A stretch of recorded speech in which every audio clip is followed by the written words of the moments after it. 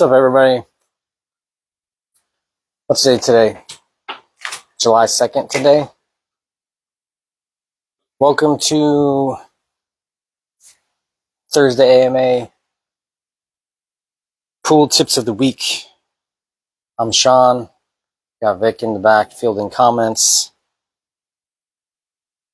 She's not mic'd up, so. Hello. She says hello if you can't hear. Let's see, let me get my list out.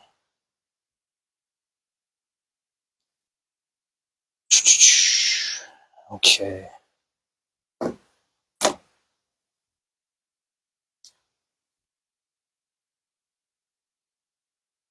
This first one, I'll just read it off here, I think. The first one is just a quick thing that I'm going to start doing for myself. I was watching a sports psychology reel the other day, and the title of it was 2-second protocol to enter the zone. And I was like, oh, that's what we all need. So here we go. And this is kind of adapted for pool. I think the original video was about squash. I don't know. Step 1, one sharp physical action between points to achieve proper energy state. So I think that this little brief thing about the zone, right? People want to feel like, everything is easier in the zone. You have like a flow to the thing, a flow state, whatever you call it, being in the zone, dialed in, locked in, whatever you call it. We all want to be there.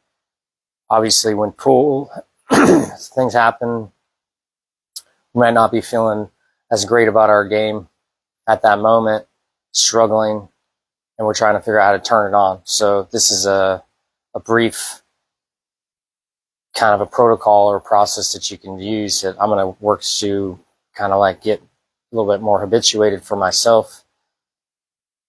And I think that as we enter the zone when we're playing pool, that some of these things happen without us realizing that we're doing it. And then I think that we can just add a little bit to our own understanding of how we enter and leave the zone so that we can then be in the zone more often, because I feel like that's where we all really want to be all the time.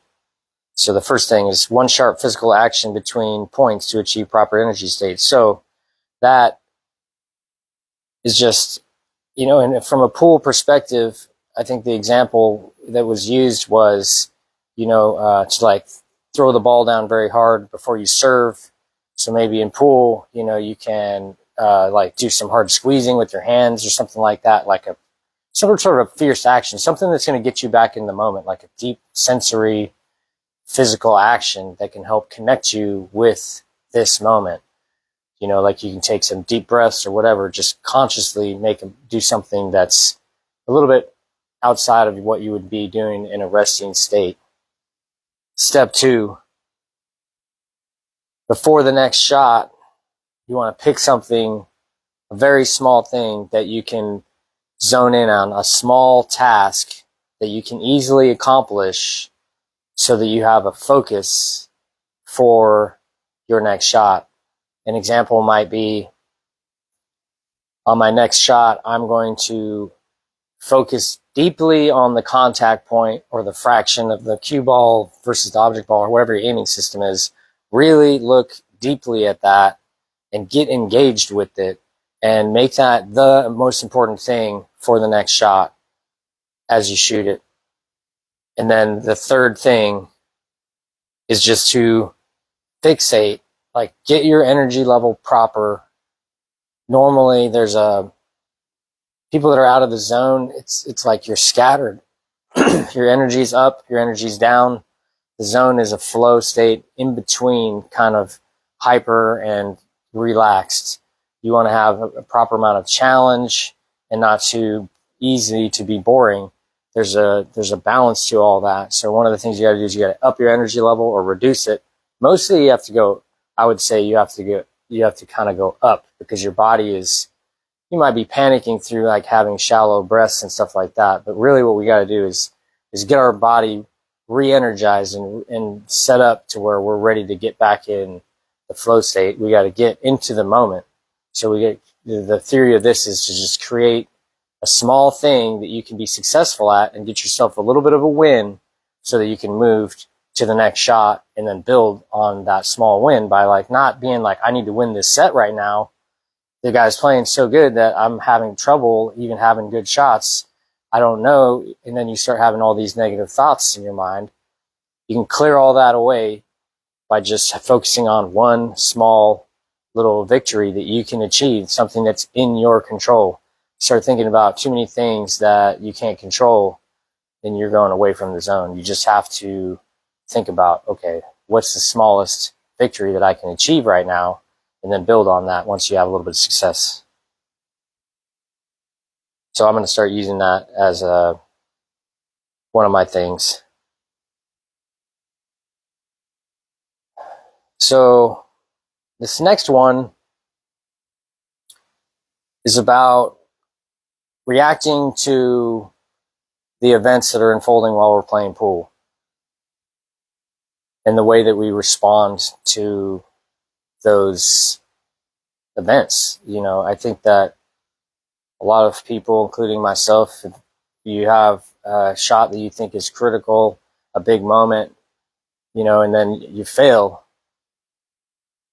now it can put your emotions into a bad place. You know, we allow the result of an event dictate our mood, dictate our emotions way too often. We need to be in control of our emotions as much as possible. We can witness the feeling, accept the feeling, and then clear our mind and then reestablish the emotion that we want to be feeling, which ideally is enjoyment, joy, peace, relaxation, stuff like that. Not so much the negative frustration, anger, anxiety, sadness, you know, all those things. And a lot of it, I think that's helpful for me is thinking about, okay, well, I'm feeling these emotions and I'm feeling this mood or whatever. The thing is that it's not logical to have a bad mood. It doesn't help anything, you know, so I'm just kind of highlighting that we have a choice to be in a mood, and that choice is a constant decision that we have to make.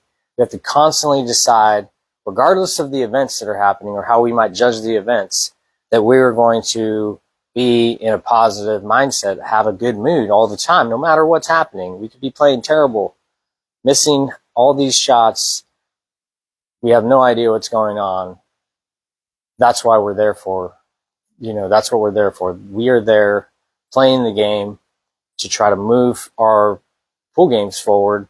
And it's been proven that a positive attitude, a positive mental state is much more beneficial to improving and learning more quickly and having just regular, more enjoyment than having a bad attitude. So we got to logic our way into having a good attitude through just the science. If you want to be a great player, you have to learn how to enjoy all of the difficult things about it. You know, how you got to continue to play and learn new shots, polish up, you know, and practice the shots you already do know. That takes time away from other shots that you're trying to learn, and you learn how to compete, learn how to, you know, sit in your chair, and all that stuff is we got to continually, while that's all going on, choose to embrace all those things with a positive attitude. And that positive attitude is like a directional thing where we have to continually direct that while we're also choosing to do these activities. So you got to ask yourself, if you have a negative result for a shot, is it logical to beat yourself up emotionally? Is it logical to talk poorly about yourself because you made a mistake? Is it logical to have an outburst of emotion based off the result of a shot? I think if you're trying to be a good player, the answer to all those questions is no. It's not logical. It's not helping. It's making it worse.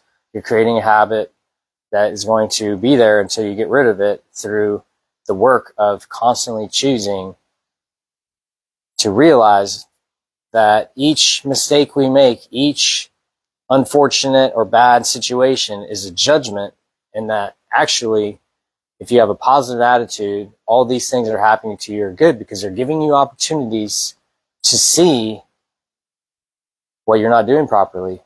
There's, you shoot a shot. It's like a little experiment. You shoot your shot, whatever your plan was.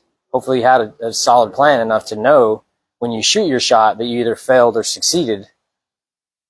And mostly there's going to be little errors. Your position's not going to be perfect. Maybe the ball hit this side of the pocket instead of that side of the pocket. That's a little bit of an error. All that stuff is just information. It's not bad or good. It's just information. It helps us learn for the next opportunity. And if you create a positive mindset about it, that's what it will be. Every mistake is, let's go. I'm learning something right now. Maybe I'm not winning, but that's not the point. The point is to learn, because learning and then be able to execute on that learning is how you win. You don't have to just find worse players to play against to learn how to win. That's not the only way. You could actually get better. That's how you learn how to win, is you just learn the shots, you learn how to execute them in multiple situations when you want to do it. And part of that is like, well, you got to get in there and do it, and that's a positive attitude thing. But beating yourself up is not necessary. It's damaging. It's bad for your life. It's not good. So really thinking about being positive as much as you can, learn how to bring yourself back to a neutral state, and then insert a positive thing, find some things to say, little attaboys or whatever, to get your mind right. Like, lock in, think about the things, try to move that negative emotion away from you as quickly as possible and get yourself back into the place where you want to be. In the vein of dealing with the events that are happening and the mistakes that we're making, I think that many people, when they tell the story about what happened, they speak way too much about the errors that they're making and not enough about the good things that are happening. It's very common for me to hear people say, I was running the balls out really good, and then I, made the shot and scratched, and then I lost the set, hill, and that's the end of the story. None of that, unfortunately, is as helpful as discussing, well, I played a match and I was working on this one thing and I was able to perform that particular thing that I was working on at a higher level than previously. It doesn't matter if you won or lost, because the point of what you're trying to do is learn. So as long as you're enforcing the learning and what you're working to learn, you're being successful. It doesn't matter if you win or lose. Winning is just part of, well, if they play worse than you on that event, then you're going to win. It has nothing to do with you hardly. I think that people realize is that in pool, everyone's making a lot of mistakes, especially below pro level, constantly. I make several mistakes, here in sets, even shorter sets. Like, very rarely do I come with a set where I make maybe one or less mistakes in a race to 3, even 9-ball on a bar table. It's not a simple game. It's easy to make mistakes. You have to work hard to be consistent, all that stuff. Thing is that by talking too much about our mistakes, we're just habituating talking about the negative things that we think about. We need to, instead of doing that, start talking about the positive things. I did this well. I did that well. I'm building on that foundation, not only as so that you can then see the good things about your game and have something fun to talk about, like having a positive experience to take away, a positive story to take away from what happened. Not only that, now what you've done is you've created a little bit of an easier way to see how what you're doing is working. If you constantly tell yourself, I need to win, and then when you don't win, you're like, well, this is how I lost. That's not as helpful necessarily as being like, well, I did all these good things, and now I can see the things that I've been doing well, And then I can be like, okay, all I need to do now is add this other thing that I'm working on to be better. And now I will be maybe more successful in this same situation versus being like coming to that shot that you missed, similar shot that you missed in a key situation. And you're remembering the story about how you missed that shot before again in another similar situation. And now you're coming to the same sort of situation. And now you have that story already preloaded in your mind. This is a situation where I continue to miss and fail and not get to the next level. Because the story that you told when you did the thing the first time was the story that says, well, it doesn't say how you're going to get out of the problem. By talking about the problems, we're not proposing solutions.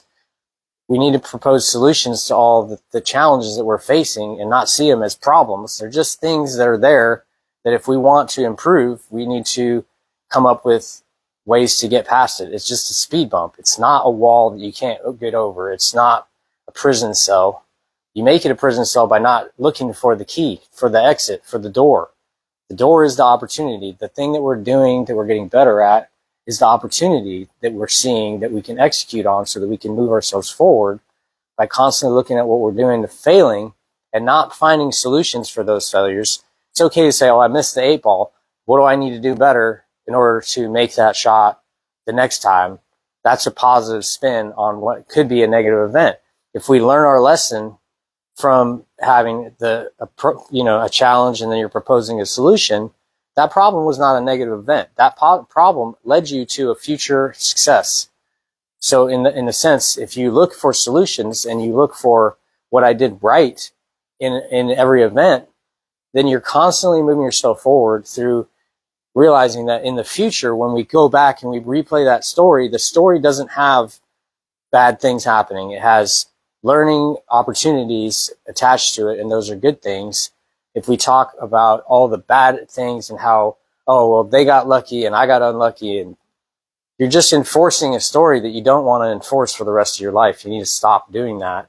You need to start looking at all the good things that are happening so that you can then be more positive. Because if you just continue to rack up negative stories, it's very difficult to have a positive attitude. I'm not saying you have to have a good attitude. You can do whatever you want. My personal perspective is that I'd rather live a life that I enjoy, and I found that when I'm expressing negative behaviors, telling negative stories, that it's much more difficult to enjoy myself. I don't want to predict future negative events by looking at my past negative events and then highlighting all the bad things that have happened to me and then not analyzing that to see what I could do differently in the future to have a different outcome. I want to see that I'm doing my best, that I am working towards advancing my technique and my mental game and all the different things. And this is how I'm doing that. And then I will continue to develop new strategies and have new experiences that I'm using to construct a more positive future.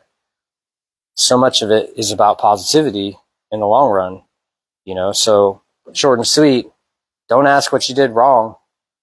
Don't focus on what you did wrong so much. That's obvious. The thing that is more important to look at is what did I do right and what can I do better next time to prevent the thing from being wrong. Okay, so the next one, do we have anybody? No? Oh yeah, welcome. Thanks for joining us. Good morning.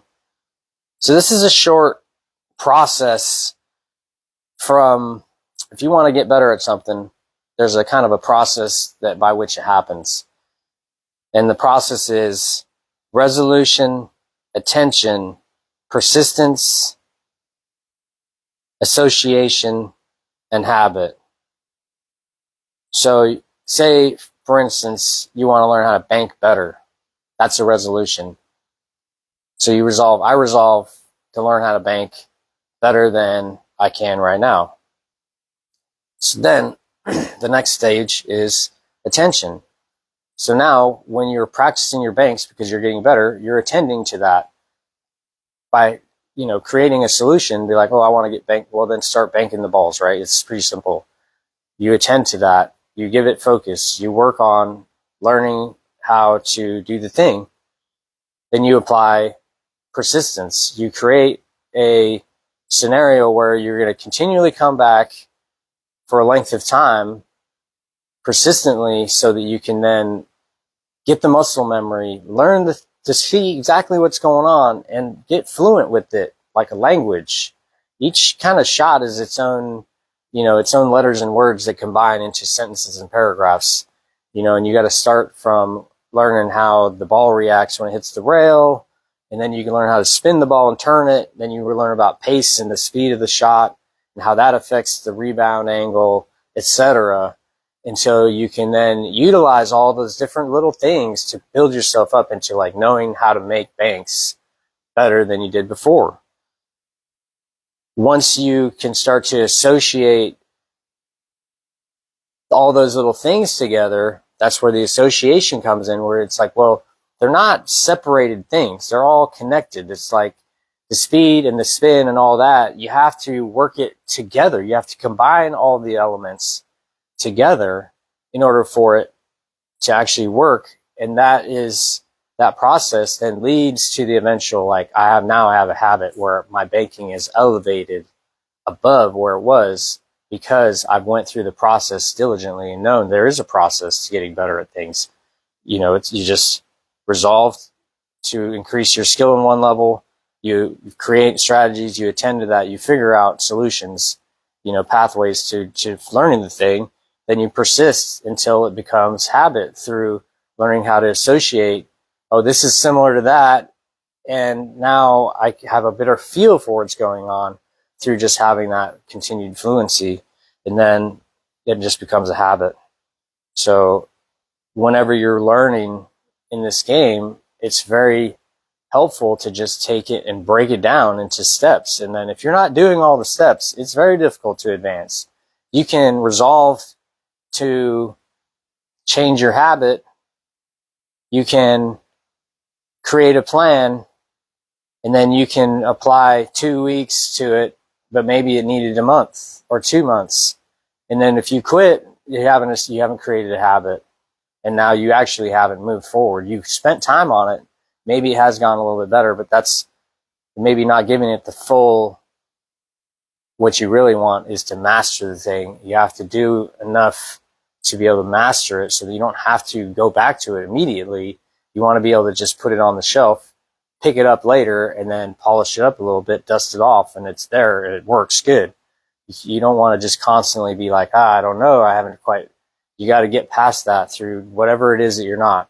You can hit balls every day, but if you don't have a good plan, you're not necessarily going to get better. You can be persistent. You can have resolutions, but if you don't attend properly, focus on the important aspects of the thing you're trying to learn, you won't learn as quickly. If you don't learn how to associate one thing with another and group them together so that it becomes one unit, you take 4 different things, you master each one of those, and they're all connected as part of, like, say, your pre-shot routine. You have stages to it. Once you have those 4 things memorized, it's not 4 things anymore. It's one thing. You do the whole thing in sequence like it was one thing. And then now you take that one thing, you add it to something else that you've done the other 4 steps or whatever. And now you take these 8 steps together and it's one thing, or it's 2 things. It's 2 separate 4-step packets. Each shot has a limited amount of information that you need to know. And once you can understand how they work, now you have it down. And then now you can take it as a package and not have it separate things that you got to focus on, micro focus on each little element of it. All right. What's up, Justin?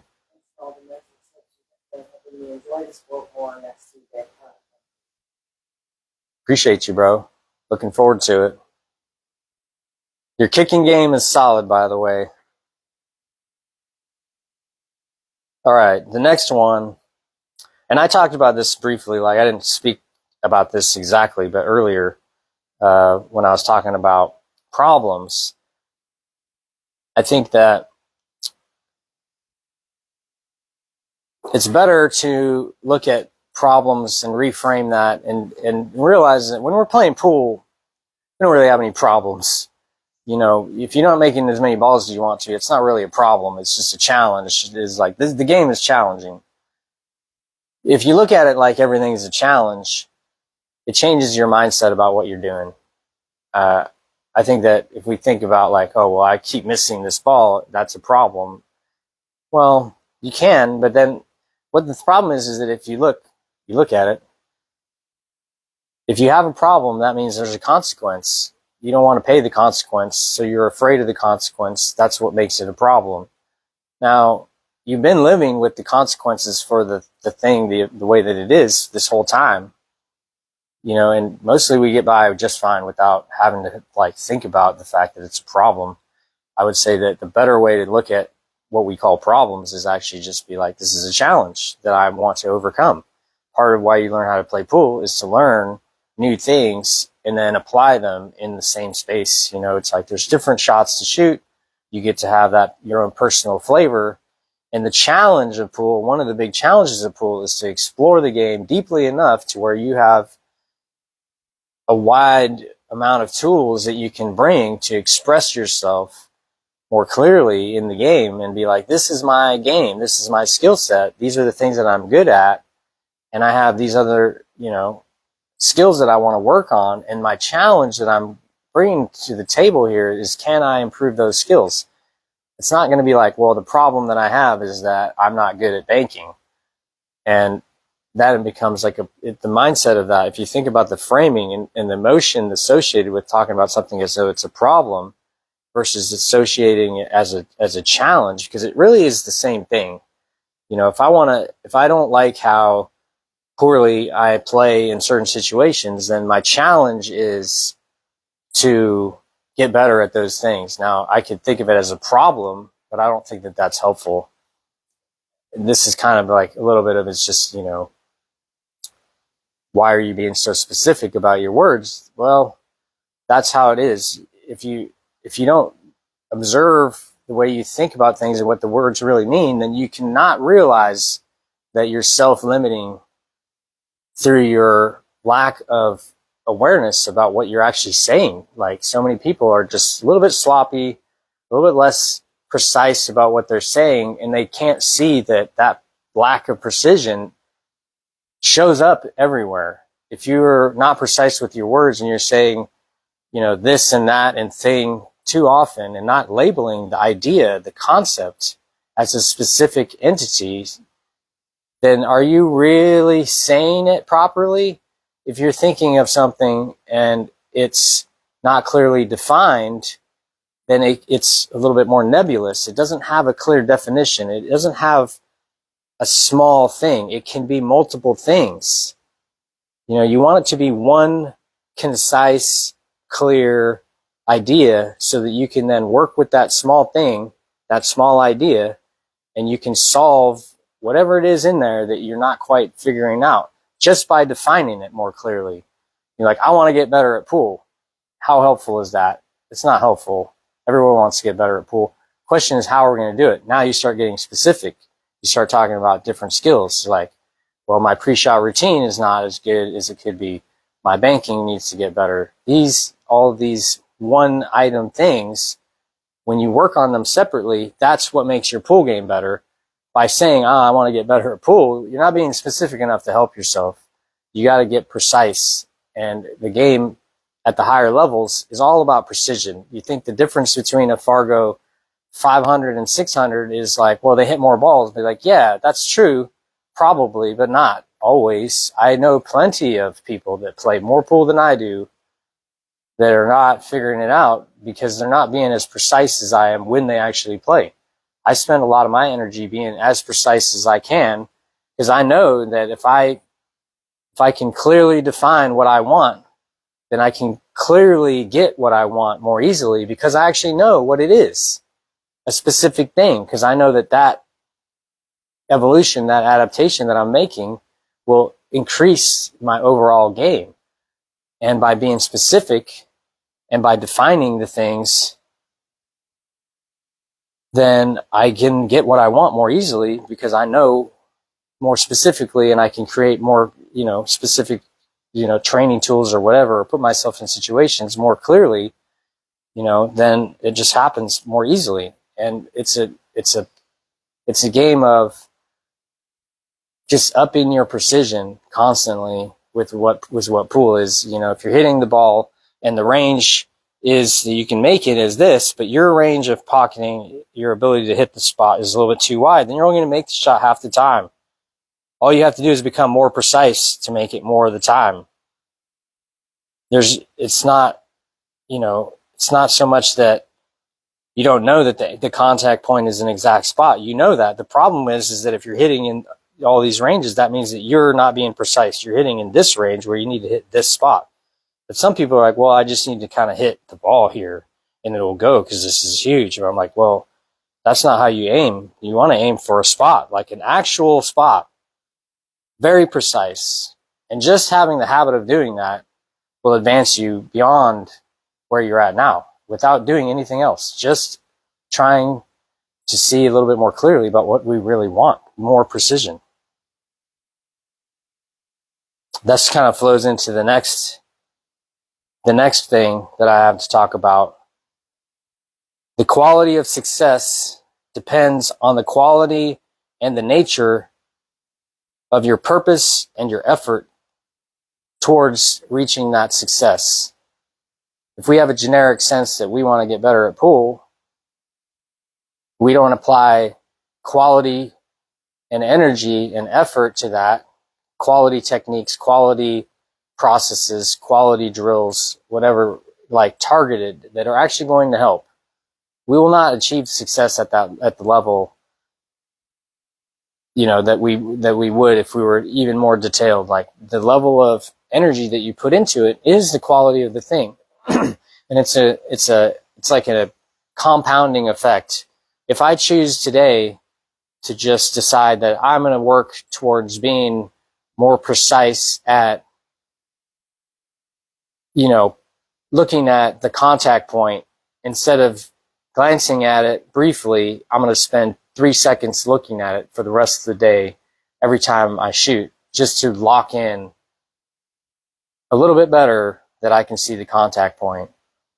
Now, if you just do that one thing and you put your positive energy towards it and you put effort in it and then you be persistent and you actually lock it in, permanently your ability to see the contact point will get better. That applies to everything. You can, when you get down on the ball, I'm going to get down more precisely. I'm going to focus on getting down and having the cue land perfectly on the line that I want it to, and put all my energy into that, more so than I had before. The quality of that will just increase how well you see that part of it. You will get more fluent with that one little thing. If you're sloppy about how you do things, I don't see how you can expect to get really good results. I'm not saying that it has to look difficult or that you have to like grind on it and just be like, ugh. That's not what I'm talking about. I'm talking about a purposeful, this is what I want to happen. This is how I'm going to go about doing it. And, because pool is, you don't want to just work so hard at it. You want to develop muscle memory, So you just have to work hard to like learn that little thing and then just let it go and then let that become muscle memory. But at the initial onset, you have to like up your level of energy that you're applying towards one thing, just enough to actually make some quality gains. If you do a little haphazard, just throw the balls out and you hit them and you miss shots and you don't practice those shots, that's not going to be as helpful as being like, I'm going to practice today, and every time I miss a ball, I'm going to set that shot up and hit it 20 or 30 times. Now that's quality of, that's going to increase your likelihood for success in the long run, because you're having a quality thing. Well, I'm going to take immediately when I make a mistake, I'm going to work on that thing for a little bit of time, put some actual energy, get a little bit more fluency with that one shot that I was struggling with, obviously, because I missed. Figure out one more detail, one more level of understanding for that one little thing through this process that I'm going to be by applying some quality energy. And that's going to be how we're going to be successful a little bit more. If you don't make it a big deal and you don't put a lot of effort in, I can't see how you're going to expect to get good results. So I'm just trying to tell people, look at the quality of the energy that you put in as being the most important thing, or a very important thing. If you put low quality energy into an activity, you're not going to get good output. You watch professional pool players play, high level pool players play, they're trying to apply as much quality to the game as they can, because they know that that builds on itself. If I increase my level of craftsmanship at anything that I do by 1%, just through a little bit of extra energy, then tomorrow when I wake up, maybe I have achieved permanent 0.5% of increase in skill. And now I take that extra 0.5% and I apply today 1 more percent of extra effort. And then now I get a little bit more. But now the skill is bigger. The increase is the same percentage wise, but the increase in skill continues to go bigger and bigger. And you're just adding to that with quality effort. You got to think of it long run. It's not about today. Like, I can play 8 hours today, but if I take a week off, all those 8 hours are not going to have been as necessarily as useful as playing 1 hour a day and putting more quality of time in. Because after an 8 hour session, you can't tell me that your last 2 hours is going to be as productive as your first 2 hours. You're going to get tired, especially if you don't play all the time. It's one of the reasons why it's difficult to get better at pool, is because most people don't play regularly enough to maintain gains that they achieve every time they play. You get in stroke for a while, but then you start to get tired, you get lazy, the quality of the energy starts to suffer because we just have a limited stamina, we have a limited gas tank for the game. If we put quality energy in more often, we get habituated with that. That's part of it too, is that the higher your quality of the energy you put in, you learn how to put even higher quality energy in later, and even higher and that process of just being like, I want to put in better energy, more sustained energy. It's just a habit of its own that you have to work towards doing.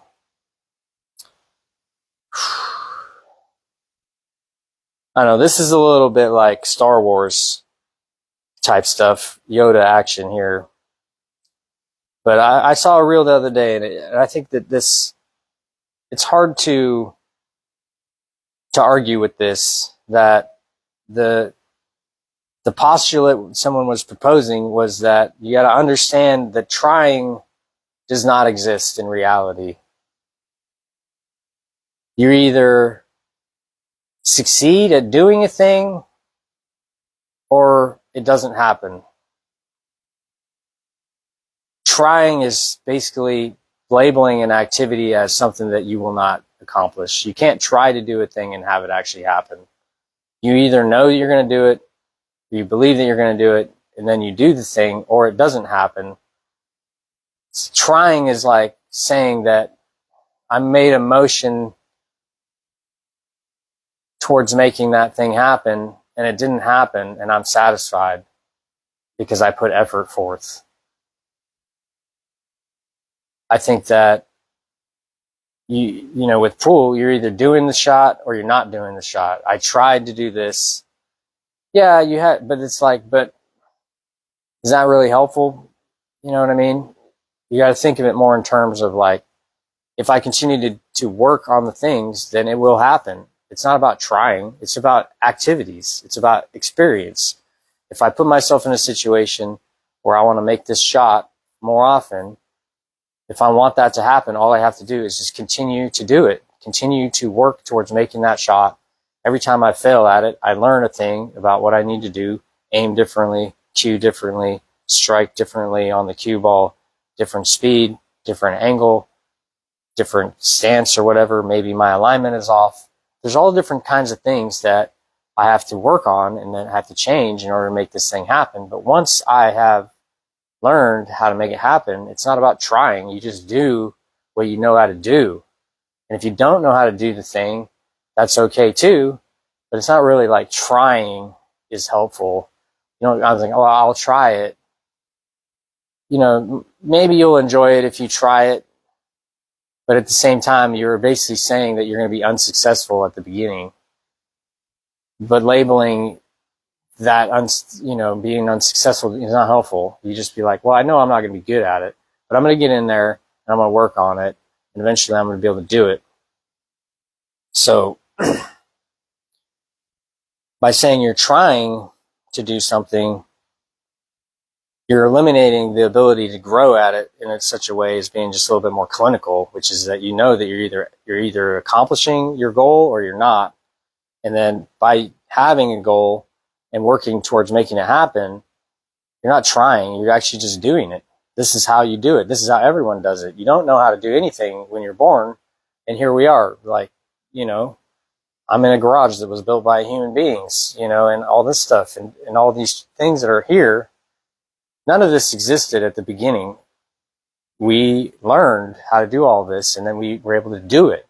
It wasn't trying that made this happen. It's just continued work towards the goal of having this construct occur. I know that was a little bit esoteric. Sorry, guys. It's just a big thing where I'm trying to eliminate trying from my vocabulary as I say it. It's not really a good word to use, in my opinion. Okay, the next one. Learn to face an unfamiliar shot with the resolution to focus on the solution rather than the perception that it may be difficult. Knowing the physics of the shot will lead to enough of an understanding that you can often produce a successful attempt. The focus being to gain familiarity for a shot. So this has to do with defining something as hard or easy, more so than anything else. One of the examples I tell people, or I ask people, is like, if you have a ball just in front of the hole, most people can make this shot nearly every time, and they'd say, this is easy. And then as the ball gets further from the hole, it gets more difficult, and say the angle changes, right? And at some point, it stops being easy and starts being hard. The thing is that what makes it hard? What makes it easy? What makes it difficult is the fact that you're unfamiliar with what you need to do.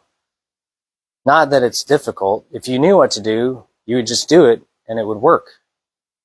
But as the ball gets further from the hole, you're less and less certain that what you know is enough to make the shot happen. And that knowledge is just a level of familiarity with the thing. As the ball gets closer, your level of familiarity with what you need to do increases to a point at which it's almost impossible to not make the ball. All you have to do is hit any part of this ball and it's going to go in this hole, right? But here, you have to hit exactly a spot within it. Obviously, there's a little bit of a cone of width here. It's not just one line. However,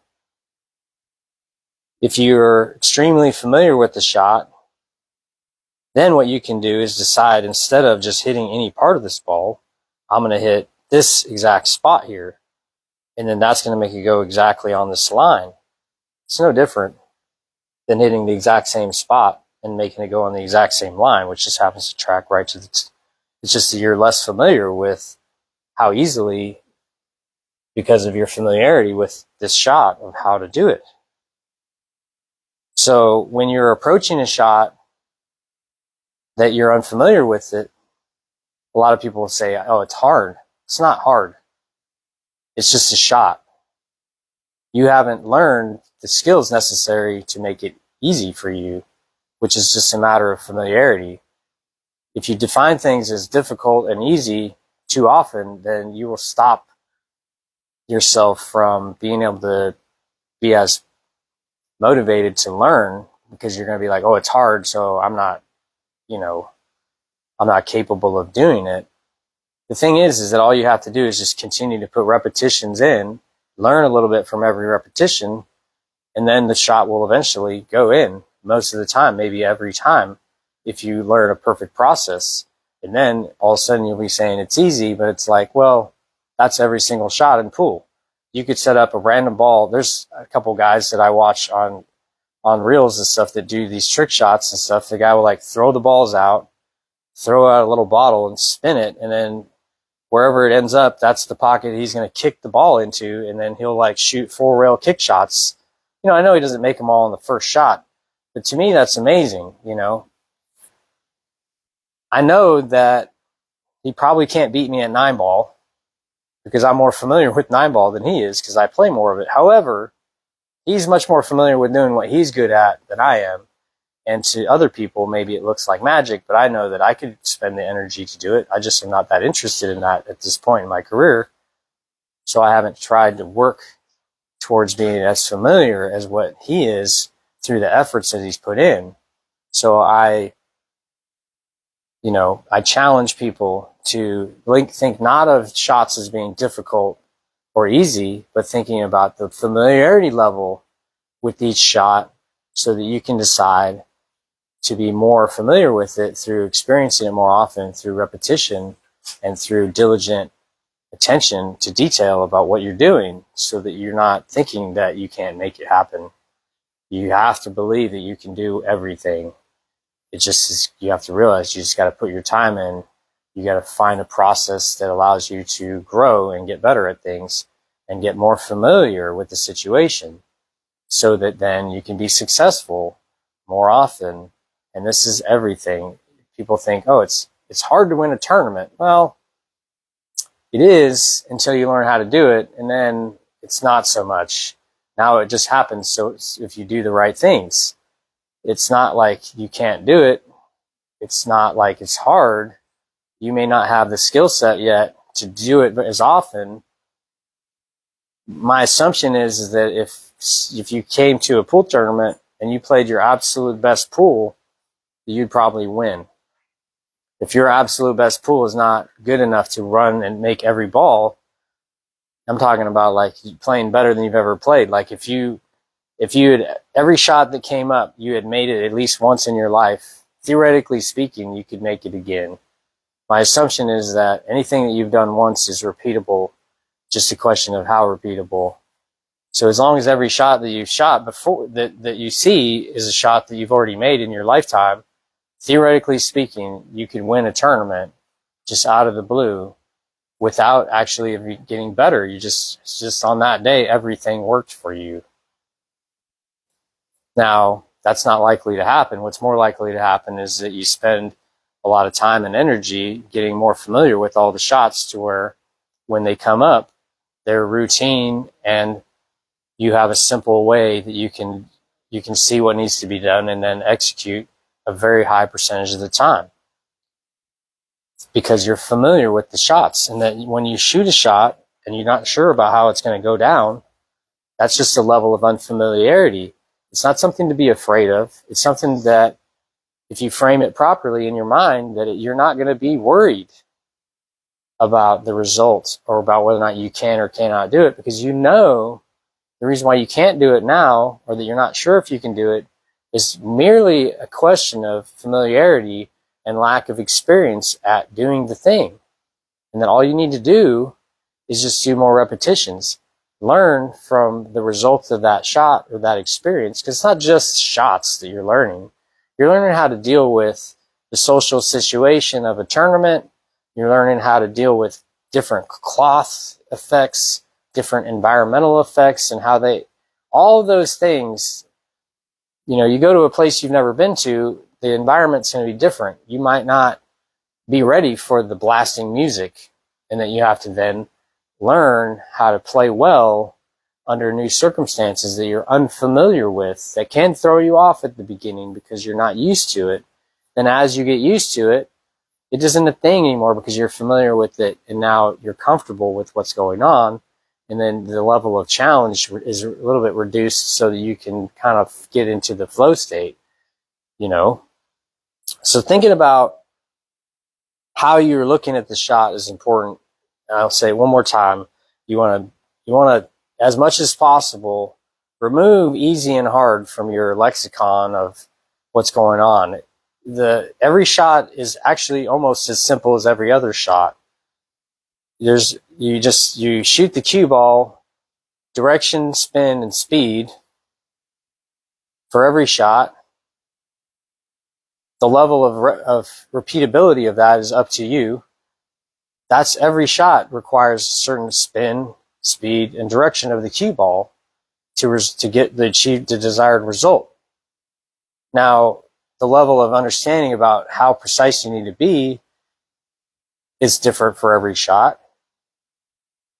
With that being said, your level of precision and familiarity with each of the ones that are required is up to you to develop.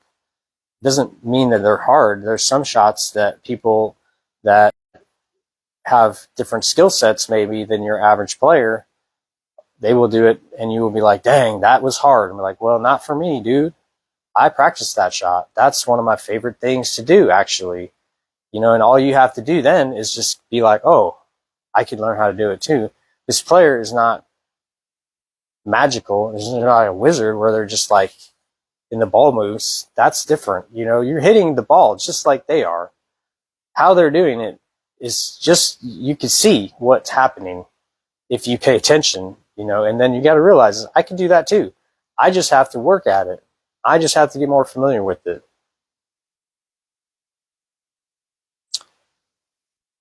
Jeez. Okay, so we'll do this last one, and then this is a good ending one. So, I think when we're playing pool, this is huge to me. Part of when you shoot a shot, the way that you go about doing it, the way you go about planning for what's happening, and for the future events that are going to happen, you have to plan, ideally, for success. If I'm playing rotation, my plan is, hopefully, if the balls are sitting out nicely enough to where there's a run out available. Sometimes it's just not. You got to play safe. Balls are clustered, whatever. You can't get to them. There's going to be some moves. But if I am trying to run out, if I'm working to run out, then I got to assume that it can happen. And the way that happens is through proper planning. If I don't plan properly for success, meaning that I don't play position when I'm on my shot for the next shot, then I'm actually just planning to fail, because you have to, if you assume you're going to make the shot in front of you, well, then that means you're going to have to make the next shot too. So if you're not planning to make that shot easier through the efforts of this shot, you're planning for failure. Part of learning how to be successful in pool is not worrying about what's about to happen. You're going to make the ball.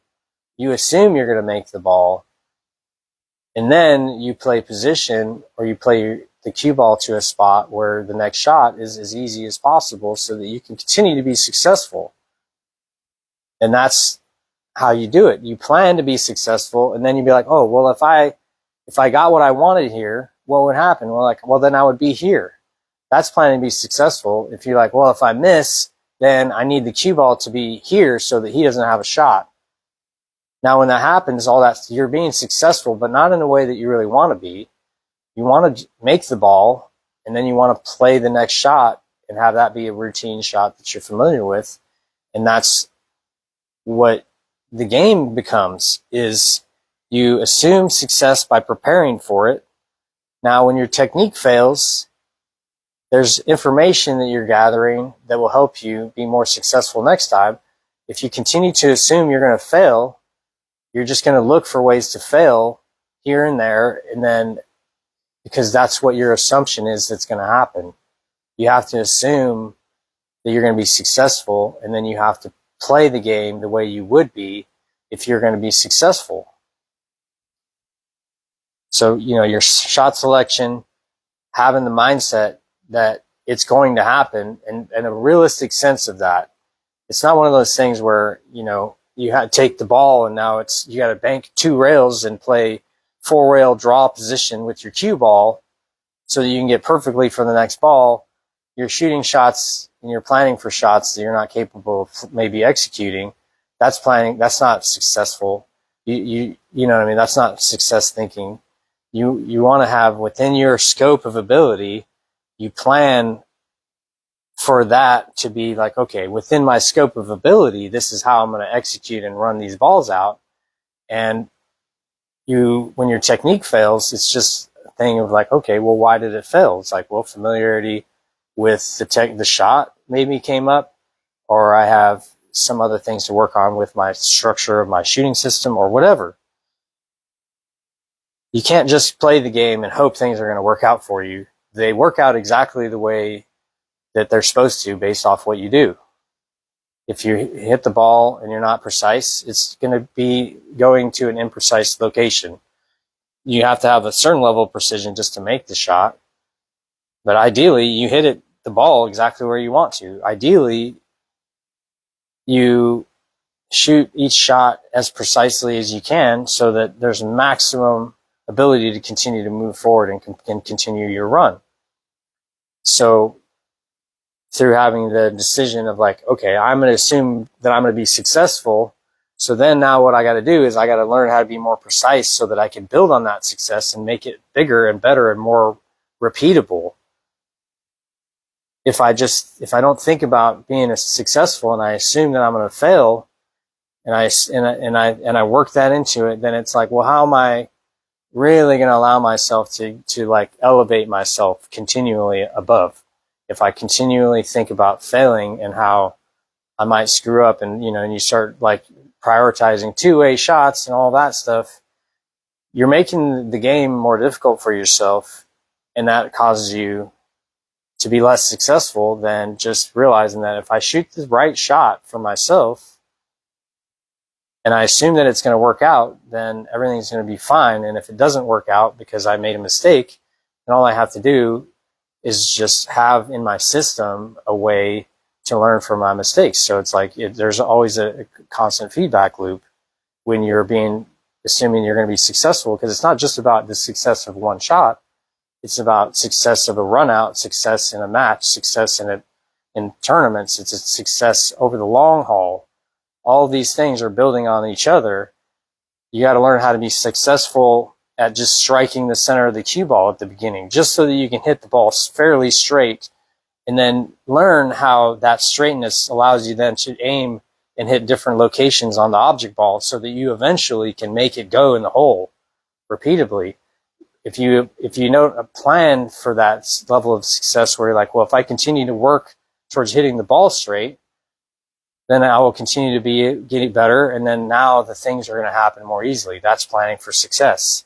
If I don't work on my technique, then I'm not going to be able to get better because my technique is going to fail me constantly. So in order to prepare for success and to assume success, I have to work at the thing. And if I don't work at it, I'm assuming failure.